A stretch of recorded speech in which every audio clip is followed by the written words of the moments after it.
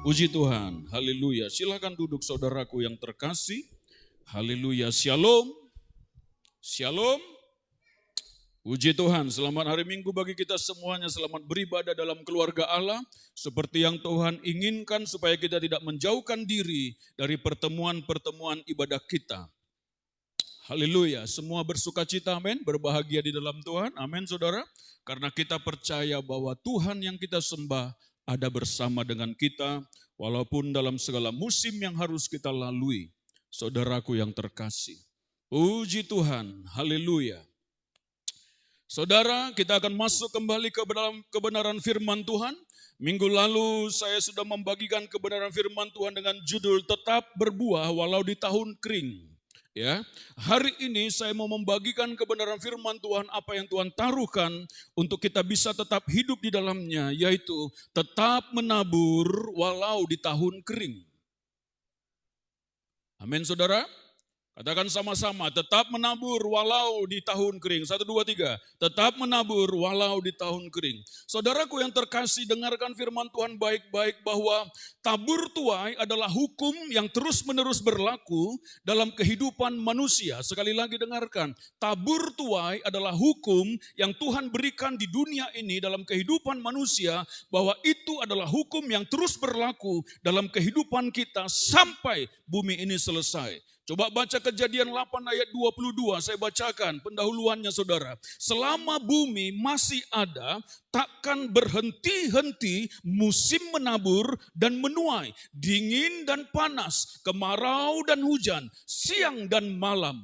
Kejadian 8 ayat 22. Selama bumi masih ada, kata firman Tuhan, takkan berhenti-henti musim menabur dan menuai. Tidak akan berhenti. Dingin dan panas, kemarau dan hujan, siang dan malam. Itu adalah hukum alam yang Tuhan berikan atas bumi ini saudara. Jadi perhatikan, tolong ditampilkan di depan ayat firman Tuhannya. Ya, cepat. Ya. Jadi saudara yang terkasih bahwa hukum ini tidak bisa dibantah. Dalam kehidupan manusia juga ada sebuah hukum yang berlaku adalah tabur tuai.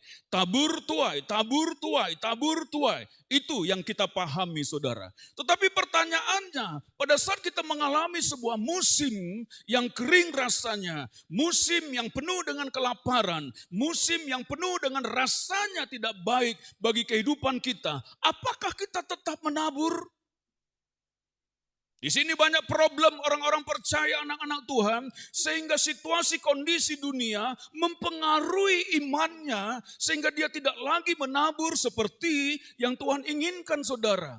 Itu pertanyaan-pertanyaan yang sering timbul dalam keadaan dunia seperti ini. Masa masih saya mau memberi lagi? Dalam keadaan dunia seperti ini, masa saya mau melayani lagi? Dalam keadaan dunia seperti ini, masa saya mau bekerja lagi untuk Tuhan? Dalam gereja Tuhan, rasanya susah. Kehidupan ini pun rasanya sedang tidak berkecukupan. Dan rasanya mau mati saja kehidupan ini. Karena begitu banyak problem, begitu banyak masalah, begitu banyak tantangan yang kita sedang hadapi dalam situasi dunia seperti ini saudara. Tapi ada sebuah contoh yang saya mau bagikan kepada kita saudara. Dia tetap menabur walaupun di tahun kering. Mari kita lihat Kejadian pasal 26 ayat 1 sampai ayat 3, ayat 6, ayat 12 dan ayat sampai ayat 18. Nanti saya arahkan ya, ayat 1 sampai dengan ayat 3. Kejadian 26 ayat 1 sampai dengan ayat 3. Ayat 12 sampai dengan ayat 14 kita baca bersama-sama. Yang siap katakan amin. Dengarkan firman Tuhan saudara supaya kita hidup sesuai dengan apa yang Tuhan mau. Kejadian 26 ayat 1 sampai dengan ayat 3, maka timbullah kelaparan di negeri itu. Kelaparan saudara. Ya. Ini bukan kelaparan yang pertama yang telah terjadi dalam zaman Abraham. Sebab itu Ishak pergi ke Gerar kepada Abimelek, raja orang Filistin. Ayat 2. Lalu Tuhan menampakkan diri kepadanya serta berfirman, janganlah pergi ke Mesir, diamlah di negeri yang akan kukatakan kepadamu. Ayat 3 perhatikan. Tinggallah di negeri ini sebagai orang asing, maka aku akan menyertai engkau dan memberkati engkau. Sebab kepadamulah dan kepada keturunanmu akan kuberikan seluruh negeri ini. Dan aku akan menepati sumpah yang telah kuikrarkan kepada Abraham ayahmu. Ayat 6 perhatikan. Jadi tinggallah Ishak di Gerar. Ayat 12 dan 13. Kita bersama-sama. 1, 2, 3. Maka menaburlah Ishak di tanah itu. Dalam tahun itu juga ia mendapat hasil 100 kali lipat. Sebab ia diberkati Tuhan. Ayat 13. Dan orang itu menjadi kaya. Bahkan kian lama kian kaya. Sehingga ia menjadi sangat kaya. Ayat 14. Ia mempunyai kumpulan kambing, domba dan lembu sapi. Serta banyak anak buah. Sehingga orang Filistin itu cemburu kepadanya. Amin saudara. Firman Tuhan memperlihatkan kepada kita, pertanyaannya apakah kita akan tetap menabur walaupun di musim kering seperti yang kita alami hari-hari ini saudara. Firman Tuhan memberikan contoh kepada kita, maka timbullah kelaparan di negeri itu. Ini bukan kelaparan yang pertama yang terjadi pada zaman Abraham saudara. Jadi orang-orang percaya pun mengalami situasi kondisi yang tidak mengenakkan dalam kehidupannya saudara. Orang-orang beriman pun mengalami masa-masa sukar. Orang-orang beriman pun mengalami masa-masa sulit dalam kehidupannya. Jadi jangan saudara berpikir begini, aku kan anak Tuhan, kenapa aku alami seperti ini? Tidak, semuanya mengalami hal yang sama, tetapi Tuhan memegang orang-orang yang percaya kepada Dia. Amin saudara. Itulah yang membedakan orang yang beribadah kepada Tuhan dengan orang yang tidak beribadah. Kita berbeda. Mereka dalam tahun kering, mereka bersungut-sungut, mereka menyalahkan situasi keadaan dunia ini. Mereka takut saudara, mereka panik, mereka khawatir. Tetapi apakah yang terjadi kepada orang-orang yang percaya? Pada saat Ishak mengalami itu saudara, masa-masa kering, masa-masa penderitaan, masa-masa sukar yang dia hadapi, dia mulai memasang otaknya. Perhatikan, ini hal yang biasa. Sama seperti yang kita pikirkan, betul? Dia langsung memasang otaknya, aku mau ke Mesir saja. Mesir waktu itu dalam keadaan yang tentu kenapa dia mau pergi ke situ saudara. Karena di situ dia bisa berpikir, dia bisa mendapatkan semua kebutuhan pemenuhan kehidupannya saudara. Dia coba mau mengandalkan pikirannya, dia coba mau mengandalkan hikmatnya sendiri, dia coba mau mengandalkan apa yang bisa dia lakukan saudara. Tanpa membawa perkara itu kepada Tuhan. Tetapi Tuhan berfirman kepada dia saudara, jangan kamu pergi ke Mesir. Ya. Diamlah di negeri yang akan kukatakan. Dalam situasi kondisi itu saudara, Ishak tidak boleh mengambil sebuah keputusan untuk dirinya sendiri dengan hikmat yang dia anggap baik saudara. Tanpa petunjuk dari Tuhan. Di sinilah letak keberhasilan dari seorang Ishak saudara. Bahwa dia taat kepada apa yang Tuhan inginkan saudaraku. Maka ayat 16 saudara, ya kan? Ayat 13, tinggallah di negeri itu sebagai orang asing. Maka aku akan menyertai engkau dan memberkati engkau. Itu firman Tuhan. Ya, sebab kepadamulah dan kepada keturunanmu akan kuberikan seluruh negeri ini dan aku akan menepati sumpah yang telah aku ikrarkan kepada Abraham ayahmu. Ayat 6 tadi apa saudara? Jadi tinggallah Ishak di Gerar. Oke, sampai di situ. Berbicara kelaparan maka berbicara tentang sesuatu kekeringan saudara, sesuatu yang tidak enak dalam kehidupan kita. Situasi kondisi yang kita harus hadapi saudara. Demikian juga bapak-bapak orang beriman yang kita ada yang renungkan dalam kebenaran firman. Mereka juga menghadapi hal yang sama seperti kita saudara. Tetapi disinilah yang membangun, yang menentukan keberhasilan seorang anak Tuhan. Yaitu apa saudara? Petunjuk Tuhan. Amin saudara. Harus diingat saudaraku. petunjuk Tuhan. Ishak mendapatkan petunjuk Tuhan supaya ia tetap di Gerar. Jangan pergi ke Mesir, Tuhan melarang dia. Tuhan berfirman bagi dia. Karena kenapa? Karena tidak ada yang perlu kau takutkan. Karena kenapa? Karena Tuhan ada janji bagi Ishak karena bapaknya Abraham. Nah, itu harus diingat. Tuhan berjanji kepada Abraham bahwa keturunanmu, engkau akan menjadi bangsa yang besar, keturunanmu akan memberkati, menjadi berkat. Aku akan memberkati orang yang memberkati engkau, mengutuk orang yang mengutuk engkau. Hati-hati ya sama hamba Tuhan, saudara, jangan sembarangan ngomong. Tuhan berjanji kepada Abraham bahwa dia memberkati garis keturunannya. Itulah janji kepada anak-anak Tuhan. Jadi Ishak harusnya tidak perlu takut dan khawatir. Memang rasa khawatir itu manusiawi. Tidak ada manusia yang tidak khawatir, betul? Ya kan? Tapi rasa khawatir ini tidak boleh mengalahkan iman kita. Dia harus takluk kepada iman percaya kepada Allah. Amin, saudara. Kita harus taklukkan itu. Nah, apa yang kita perlu adalah janji Tuhan bagi kita. Ya, firman-Nya apa tadi, saudaraku? Ayat berapa itu? Ayat 3. Ya.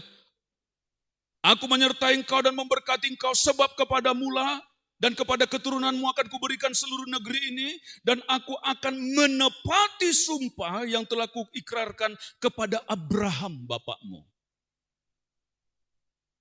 Ada janji. Anak-anak Tuhan, ada janji Tuhan dalam kehidupannya. Yang percaya katakan, amin. Saudara, apakah hanya Ishak saja keturunan Abraham? Tidak. Kita juga secara rohani keturunan Abraham. Tolong dibuka. Ya kan, Galatia 3 ayat 29. Galatia 3 ayat 29. Supaya saudara tahu siapa saudara dan saya, siapa kita di hadapan Tuhan. Ya. Galatia 3 ayat 29. Kita baca yuk sama-sama dari depan. 1, 2, 3.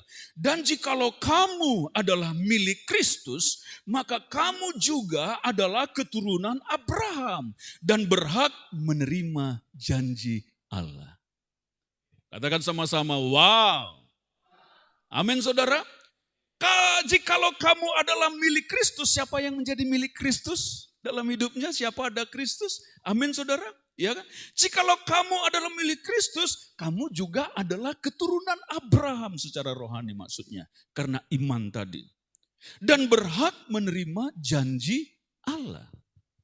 Amin, saudara. Jadi janji Allah bukan hanya kepada Ishak secara jasmani, tetapi janji-janji Allah kepada keturunan Abraham secara rohani, yaitu saudara dan saya. Yang percaya katakan, amin. Dan kita berhak menerima janji-janji itu, saudara. Itulah sebabnya jangan pernah andalkan logika kita sehingga kita menyimpang dari segala rencana Tuhan.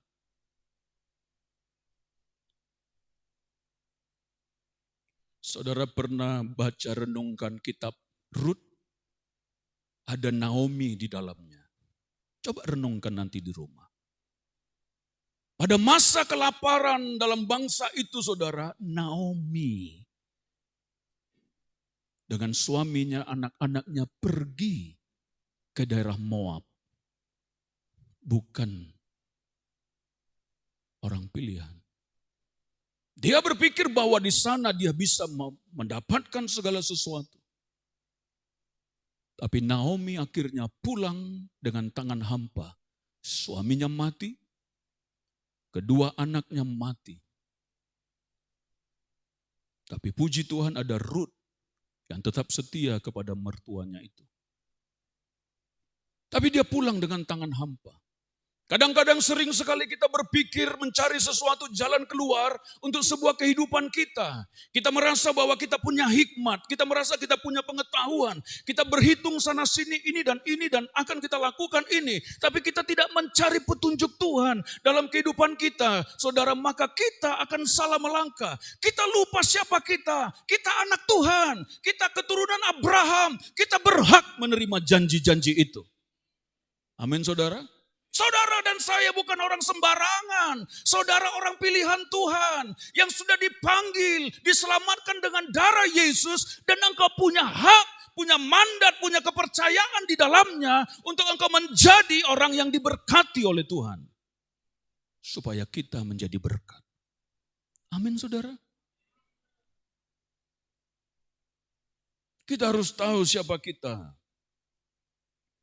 Kita adalah keturunan Bapak orang percaya. Amin, saudara. Nah, dalam situasi kondisi seperti itu, setelah Ishak mendapatkan petunjuk Tuhan, firman Tuhan bagi dirinya, maka disinilah yang menjadi sebuah kunci keberhasilan dari Ishak. Memang dia keturunan Abraham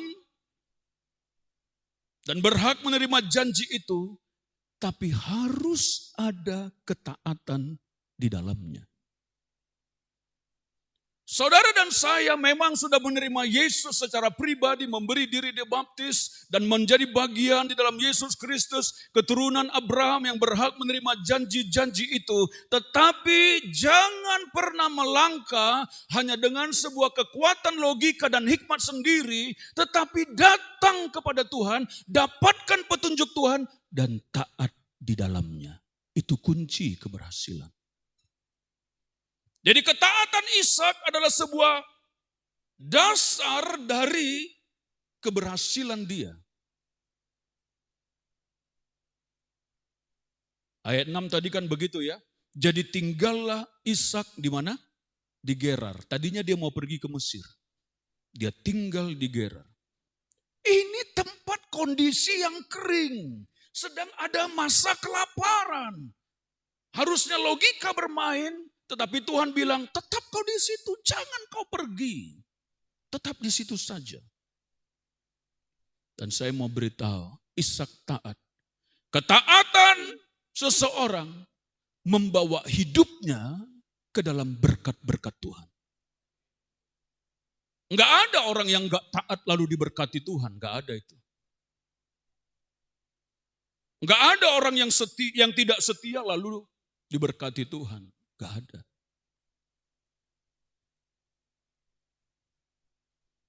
Lalu apa yang dilakukan oleh siapa? Oleh Ishak. Nah, ini yang saya renungkan. Saudara, di dalam ketaatan Ishak menabur. Atau Ishak menabur di dalam ketaatannya. Coba perhatikan lagi ayat 12 sampai dengan ayat 13, saudara. Maka menaburlah Ishak di tanah itu.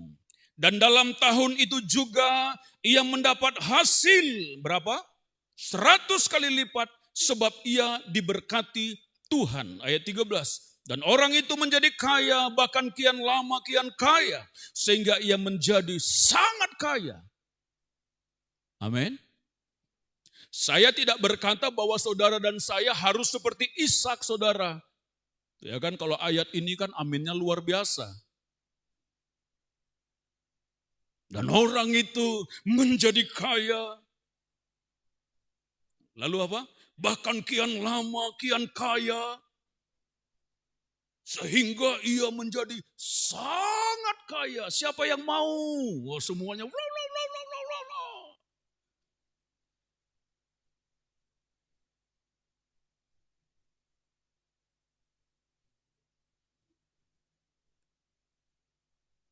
Artinya apa? Artinya bahwa ada penjagaan Tuhan kepada orang yang taat.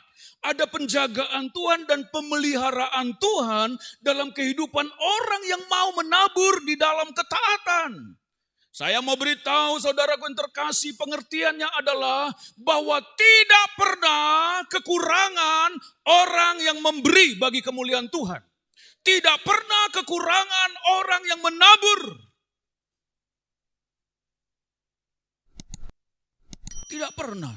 Walaupun di tahun kering. Masa kelaparan, masa sukar. Nah, kebanyakan hari-hari ini orang takut, orang galau. Kalau aku makin memberi, makin kurang dong. Kalau aku menabur, makin kurang dong. Terbalik, saudara. Itu pikiran orang dunia begitu, bukan pikiran anak-anak Tuhan. Pikiran anak-anak Tuhan adalah di masa tahun kering dia tidak akan khawatir, dia akan tetap melakukan apa yang menjadi bagiannya di hadapan Tuhan.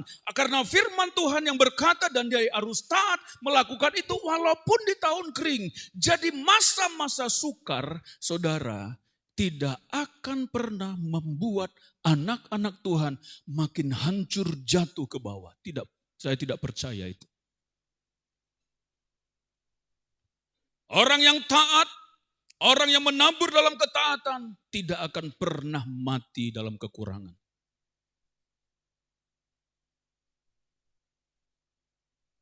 Minggu lalu kita berbicara tentang berbuah di tahun kering. Karena orang yang mengandalkan Tuhan, dia seperti pohon yang ditanam di tepi aliran air, yang merambatkan akar-akarnya ke batang air, yang tidak takut dalam tahun kering, yang terus menghasilkan apa? Buah. Itu orang yang mengandalkan Tuhan, bukan mengandalkan logikanya.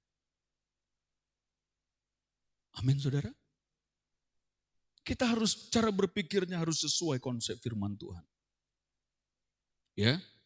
Jadi Ishak tidak menabur di dalam kecemasan, dalam keterpaksaan. Ishak tidak menabur di dalam kekhawatiran dan ketakutan. Ishak menabur di dalam ketaatannya kepada Tuhan. Dia tetap tinggal di tempat yang penuh dengan kekeringan. Tapi disitulah dia menabur. Menaburlah Ishak di tanah itu. Ada tempat untuk menabur. Memang Ishak waktu ini secara pengertiannya bahwa dia melakukan bagiannya, saudara, di hadapan Tuhan. Dia bekerja, dia mencangkul, dia cari orang-orang yang mau bekerja bersama dengan dia, dia tanam, dia menjadi petanikah waktu itu, dia tabur. Ya. Anak Tuhan harus bekerja. Jangan tidak bekerja. Jangan kutip-kutip ayat, burung di udara Tuhan pelihara, yang tidak pernah menabur, tetapi menuai. Aku lebih daripada burung. Aku adalah anak Tuhan, orang pilihan Tuhan.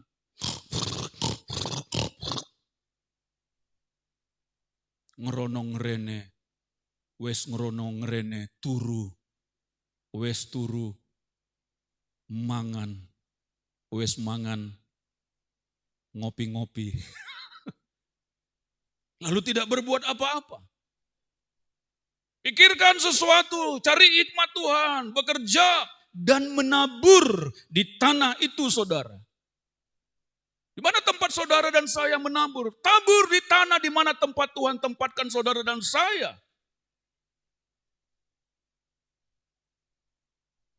Tabur bukan sembarangan tabur, harus penuh dengan pengertian, betul?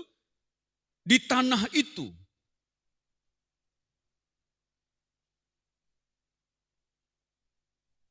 Amin, saudara.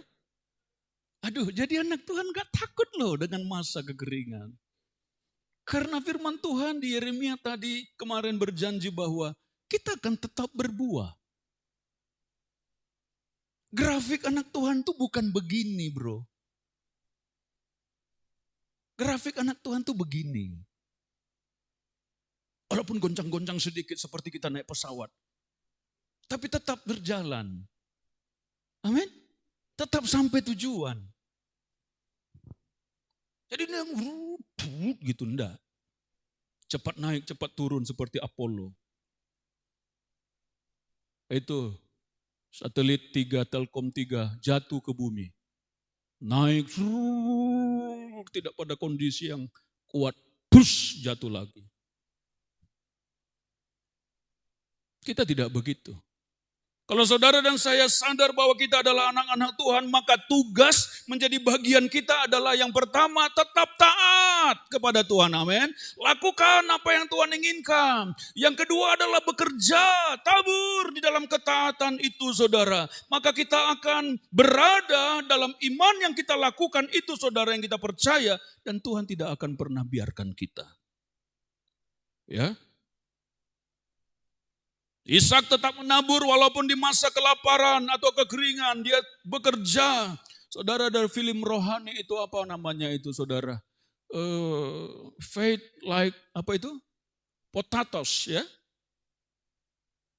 Orang-orang bilang, nggak mungkin kau bisa berhasil, nggak mungkin. Tapi dia mendapat sebuah hikmat, iman. Ya.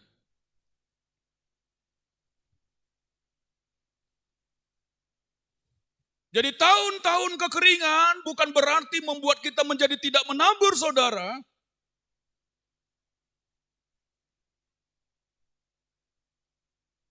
Lalu berhenti melakukan apa yang menjadi bagian kita untuk kita terus menjadi berkat, terus menjadi berkat, terus menjadi berkat. Pemberian-pemberian saudara dan saya kepada kemuliaan Tuhan adalah taburan-taburan kita, saudara. Seperti contoh juga yang terjadi pada janda di Sarfat, saudara. Kita baca yuk 1 Raja-Raja pasal 17 ayat 7 sampai 16. 1 Raja-Raja pasal 17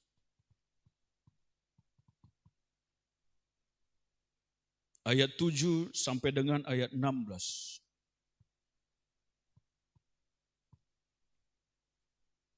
Elia dan janda di Sarfat. Tetapi sesudah beberapa waktu sungai itu menjadi kering.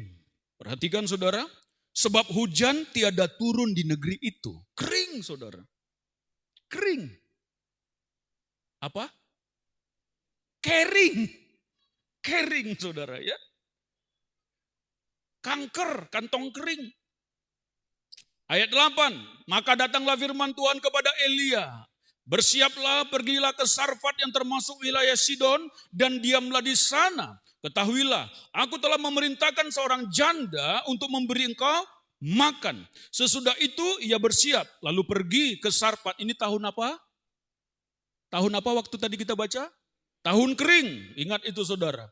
Setelah ia sampai ke pintu gerbang kota itu, tampaklah di sana seorang janda sedang mengumpulkan kayu api. Ia berseru kepada perempuan itu, katanya, cobalah ambil bagiku sedikit air dalam kendi, supaya aku minum. Ini manusia nggak tahu diri rasanya, pikirannya begitu oleh janda ini. Sedang kering, minta air pula dalam kendi. Ketika perempuan itu pergi mengambilnya, ia berseru lagi, cobalah ambil juga bagiku sepotong roti. Ini gambaran Tuhan bagi hidup kita. Pada saat seseorang mau melakukan apa yang menjadi bagiannya, saudara, maka Tuhan memberkati dia. Coba perhatikan ayat 11. Ketika perempuan itu pergi mengambilnya, ia berseru lagi, cobalah ambil juga bagiku sepotong roti. Ayat 12, perempuan itu menjawab, demi Tuhan Allahmu yang hidup, sesungguhnya tidak ada roti padaku sedikit pun, kecuali segenggam tepung dalam tempayan dan sedikit minyak dalam buli-buli. Dan sekarang aku sedang mengumpulkan 2-3 potong kayu api. Kemudian aku mau pulang dan mengolahnya bagiku dan bagi anakku. Dan setelah kami memakannya, maka kami akan mati. Kira-kira gitulah kalau didramakan. Ya, nanti bikin dramanya ini, saudara. Sudah dia siap-siap mengambil sepotong kayu api, saudara. Udah dia mau bawa pulang ke rumah lalu bakar. Apa itu namanya? Tepungnya tadi dia aduk, saudara. Dia goreng dan setelah itu dia mati. Karena tidak ada lagi yang bisa dia dapatkan di tahun kering itu. Itu gambarannya. Artinya apa? Tidak ada pengharapan yang dia bisa harapkan dari manusia yang lain, dari kehidupan yang sedang terjadi, masa-masa sukar, kelaparan, tahun-tahun yang kering seperti itu. Tapi janda ini mendengar sebuah perintah dari seorang hamba Tuhan yang berfirman kepada dia, Tuhan yang berfirman bahwa janda itu akan memberikan kamu makan. Itulah sebabnya Elia berkata, siapa Elia tadi? Elia berkata bahwa berikan aku minum. Buat bagiku sepotong roti. Tuhan, kami akan mati. Ayat 14 perhatikan. Sebab beginilah firman Tuhan Allah Israel, tepung dalam tempayan itu tidak akan habis dan minyak dalam buli-buli itu pun tidak akan berkurang sampai pada waktu Tuhan memberi hujan ke atas muka bumi. Artinya apa? Ada mujizat di dalamnya. Amin saudara. Wow. Tidak peduli masa kelaparan, tetapi orang yang taat kepada Tuhan, ada mujizat di dalamnya. Yang percaya katakan, amin. Ayat 15 perhatikan. Lalu pergilah perempuan itu dan berbuat seperti yang dikatakan Elia. Maka perempuan itu dan dia serta anak perempuan itu mendapat makan.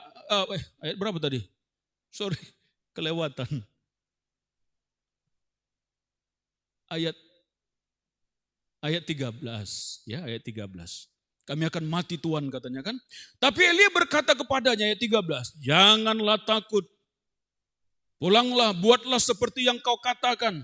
Tetapi buatlah lebih dahulu bagiku sepotong roti bundar kecil daripadanya.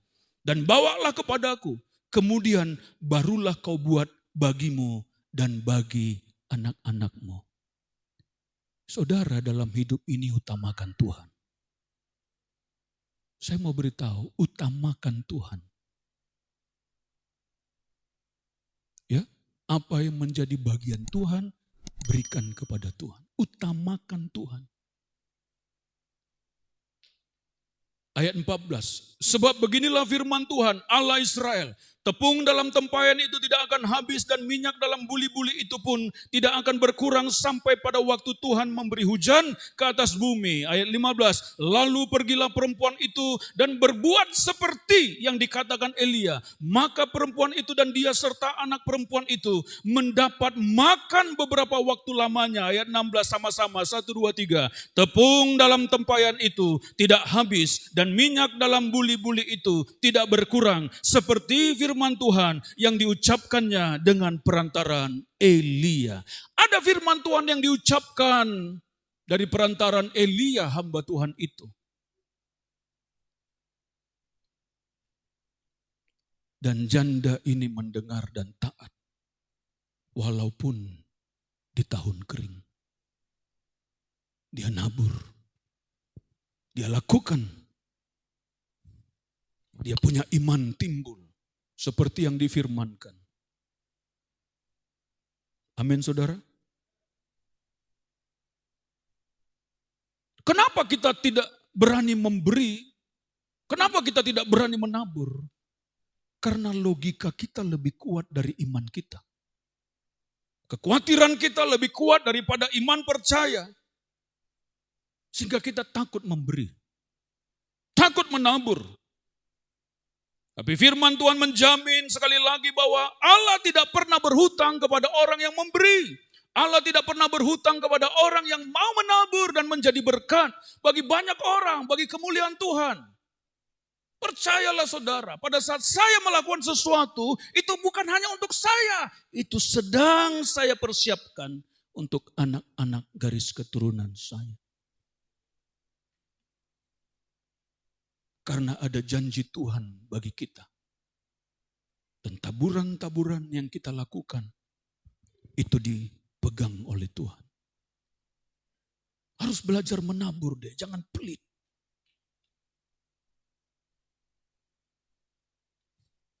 Apa yang menjadi dasar taburan kita? Menabur bagi kemuliaan Tuhan bukan seperti bermain judi. atau bermain trading.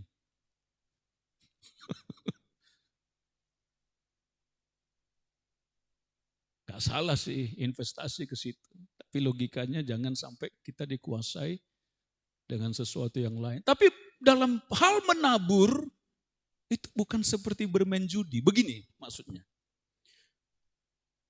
Kalau saya menabur bagi kemuliaan Tuhan, maka saya akan mendapat sesuatu yang besar dari Tuhan. Kalau prinsipnya begitu saudara, itu berbicara kedagingan. Tapi apa yang menjadi dasar dari taburan-taburan kita adalah yang pertama ketaatan. Amin saudara. Katakan sama-sama apa? Ketaatan. Amin. Tuliskan di situ ketaatan akan membawa berkat bagi kehidupan kita saudara. Maleakhi 3 ayat 10 sampai 11 ya kan. Tentang persepuluhan saudara, itu berbicara ketaatan, bukan berbicara sesuatu untuk memiskinkan saudara dan saya. Saya melakukan sampai hari ini, saya hanya belajar taat terus belajar taat dan melakukan seperti yang Tuhan inginkan, dan saya tidak pernah berkekurangan. Walaupun dalam masa kekurangan, kami harus tetap taat. Saya pernah bersaksi bercerita masa-masa sukar dalam kehidupan kami. Saya hanya tinggal duit 1.000 rupiah di kantong. Saya anak seorang pejabat, tidak pernah berkekurangan. Tapi setelah kami menikah, saya harus tanamkan, saya tidak boleh menjadi peminta-minta, walaupun kepada orang tua. Karena saya berpikir saya yang harus jadi berkat.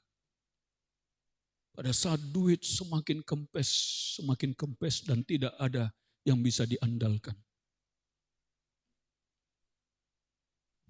Kami hanya jalani dalam masa-masa sukar. Air mata saya keluar. Memandang kepada Tuhan. Tapi kalau setiap kali dapat berkat, kami potongkan persepuluhannya. Setiap kali dapat berkat, kami potongkan persembahan khususnya yang menjadi komitmen kami. 10% persepuluhan, 10% persembahan khusus. Bahkan kalau persembahan khusus sudah habis, harus keluarkan lagi dari kantong, dari rekening. Itu yang kami lakukan sampai hari ini. Tidak bisa membeli susu, tapi ada berkat Tuhan, kami harus potongkan. Ada amplop di laci itu yang bertuliskan persepuluhan. Ada satu lagi amplop bertuliskan persembahan khusus. Ada lagi satu amplop untuk uang listrik. Ada lagi satu amplop untuk uang belanja. Kami harus atur keuangan. Saudara harus pintar ngatur keuangan. Nanti nggak diberkati Tuhan kalau mencela-mencela. Ada duit habiskan. Ada duit beri iPhone. Oh maaf ini kalau yang ada beli iPhone. Maksud saya bukan salah sih. Maksud saya harus diatur gitu loh. Ya. Harus dikelola. Ya. Ya kalau sudah kumpul duit untuk beli iPhone ya nggak salah sih. Ya tapi harus dikelola. Jangan kebutuhan untuk dapur dibeli iPhone. Misalnya. Ya. Jangan. Kebutuhan untuk anak susu anak diletak di saham. Jangan. Itu uang anggur yang ke sana itu. Invest. Tapi hati-hati loh. Jangan mau invest terus di sana tetapi tidak menabur. Amin. Karena kita perlu ketaatan di dalam apa yang Tuhan firmankan. Ya. Mau taat? Amin saudara. Taat saja. Apa yang menjadi bagian kita, ya kita lakukan. Lalu yang kedua adalah ucapan syukur. Apa yang menjadi dasar dari taburan kita adalah ucapan syukur kita kepada Tuhan. Pada saat saya mengembalikan persepuluhan, bukan berarti saya terpaksa dan takut belalang pelahap. Tak perlu saya takuti itu. Saya bukan takut belalang pelahap lalu saya kasih persepuluhan saya atau pemberian-pemberian saya. Saya menjadi sebuah bentuk ucapan syukur saya kepada apa yang Tuhan sudah karuniakan kepada kita. Kekuatan, kesehatan, hikmat, pengertian, bekerja, mampu melakukan sesuatu karena kasih karunia Tuhan. Dan Tuhan bilang persepuluhannya. Persepuluhan itu seperti ucapan syukur kita. Jangan terpaksa. Walaupun sudah ditetapkan untuk diberi, tetapi mengucap syukur, terima kasih Tuhan. Kalau saya mengembalikan persepuluhan, saya letakkan tangan. Tuhan, ini persepuluhan. Terima kasih untuk semua berkat anugerah Tuhan bagi kami, untuk kehidupan kami. Ku kembalikan seperti firman-Mu. Saya doa dulu, saudara. Ucapan syukur. Amin, saudara. Yang ketiga adalah kerelaan hati dalam memberi. Jangan terpaksa. Nanti saudara 2 Korintus 9 ayat 6 sampai dengan ayat 8 saudara renungkan di rumah. Ya. Camkanlah ini, orang yang menabur sedikit akan menuai sedikit juga, dan orang yang menabur banyak akan menuai banyak juga. Hendaklah masing-masing memberikan menurut kerelaannya, jangan dengan sedih hati atau karena paksaan, sebab Allah mengasihi orang yang memberi dengan sukacita. Amin, saudara. Ya, rela hati itu menjadi dasar.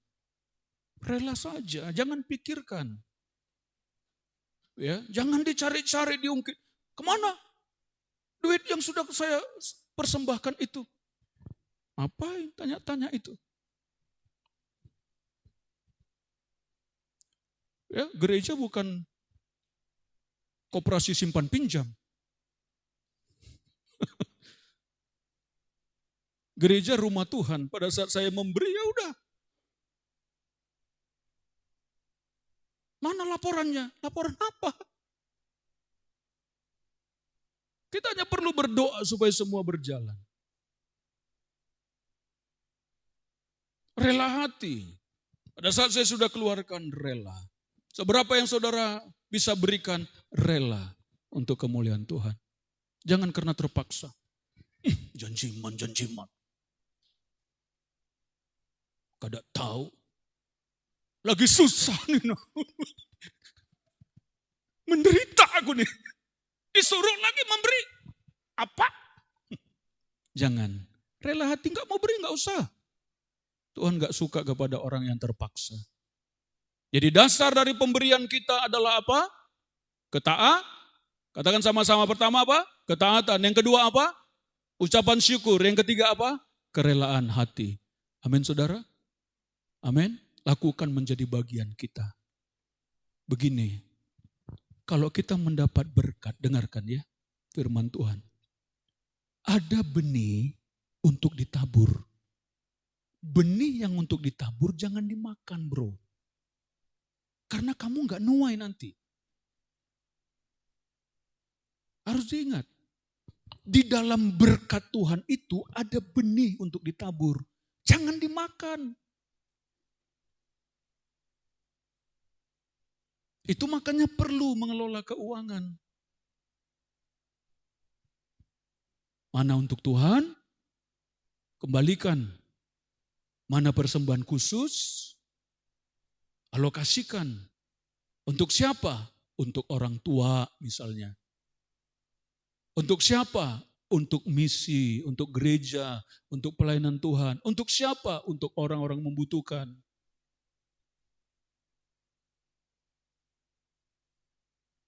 Alokasikan. Ada benih, jangan kamu makan, tabur. Itu makanya nanti tahun-tahun mungkin ya, karena prediksi orang kan semakin sukar ini bumi, betul. Tapi kita tidak perlu takut karena dari sekarang kita sudah menabur bagi kemuliaan Tuhan. Kita akan terus berbuah walaupun di tahun kering. Amin. Beri kemuliaan bagi Tuhan kita. Haleluya. Mari kita bangkit berdiri bersama-sama. Kita mau berdoa. Haleluya. Puji Tuhan yang di rumah, yang mengikuti live streaming. Saudara tetap melakukan apa yang Tuhan inginkan. Saudara, ya, lakukan dalam ketaatan, dalam ucapan syukur, dan dalam kerelaan hati.